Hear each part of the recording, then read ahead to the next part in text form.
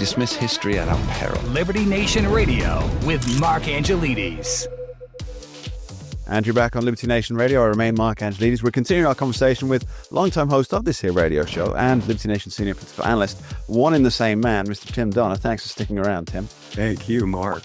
Now, moving on from our Jagger-esque discussions earlier in the show, let's talk about what it means to be a populist movement. And you mentioned earlier that Donald Trump is now the establishment, and that raises a very important question, isn't it?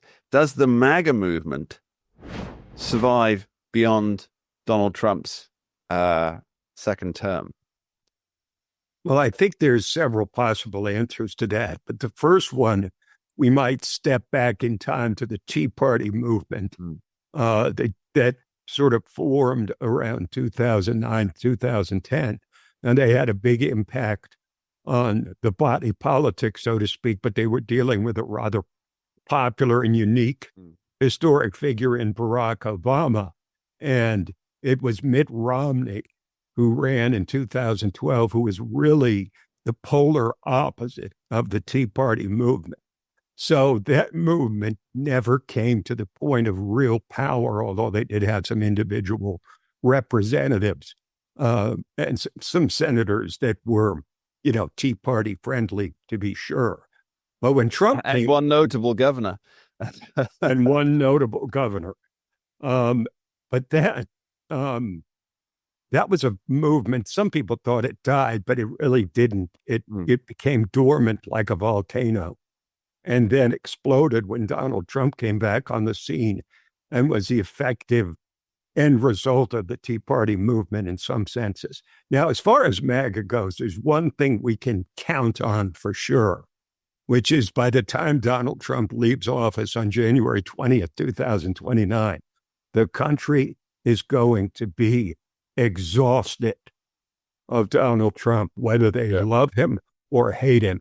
We know this as journalists. Covering Donald Trump and his administration is an exhausting enterprise because he's a perpetual motion machine.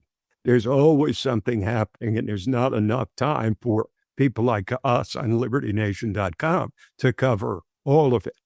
So given that, and the fact that you probably have a MAGA disciple in the wings in J.D. Vance, not so much Marco Rubio, but to some degree Rubio as well, I think it all comes down to whether the radical changes that Donald Trump is making, particularly to the economy in terms of tariffs and some of his more controversial policies, if they're a success, I think we're looking at the kind of thing we saw in 1988 when George H.W. Bush essentially served the third term of Ronald Reagan and was victorious, even though he was not a great candidate.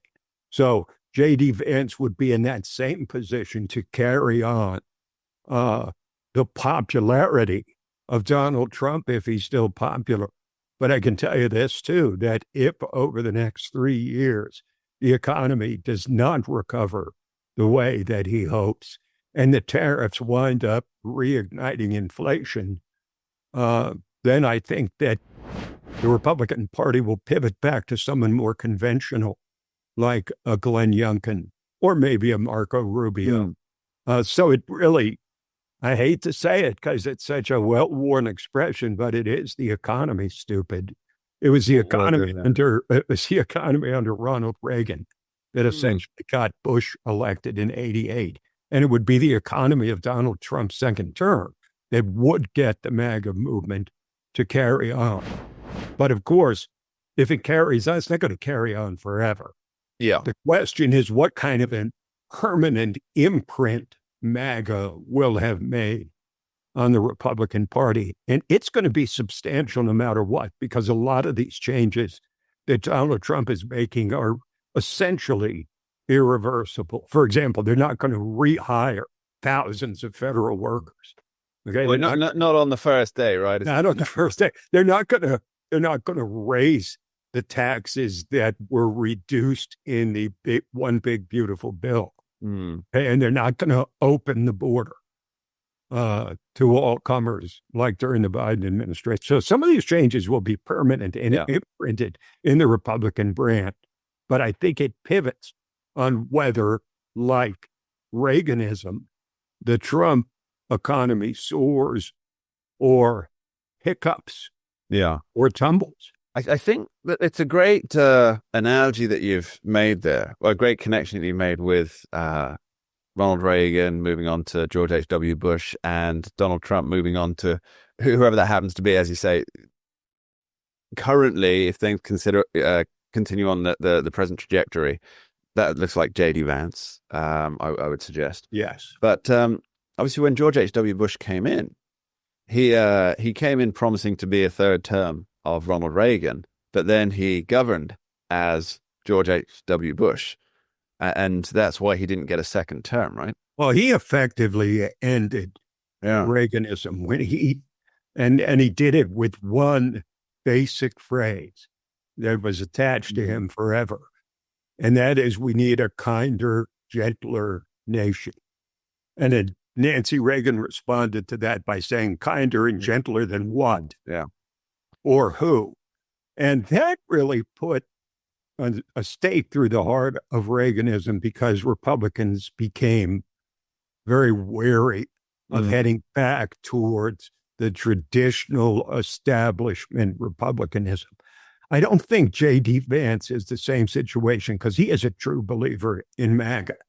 And the converts are obvious. The late life converts always tend to be the stronger believers, right? The born again MAGA believers are stronger than even the original ones. Yes, because the converted person is the more radical person in their beliefs. Mm. Yeah. So, do you think there's one final question? Just 20 seconds on this. Do you think there's a space for Vivek Ramaswamy in the future movement? Because he was a bundle of energy in getting Trump back to the White House. We shouldn't sleep on him. He's running for governor of Ohio, and he may well win. And if he does, he is in the mix for 2028. And if the Republican loses in 2028, you've got to expect Ramaswamy to come back in 2032, because he's still very young. Very true. We're going to be back with Tim after this short break. Don't go anywhere. We dismiss history at our peril. Liberty Nation Radio with Mark Angelides.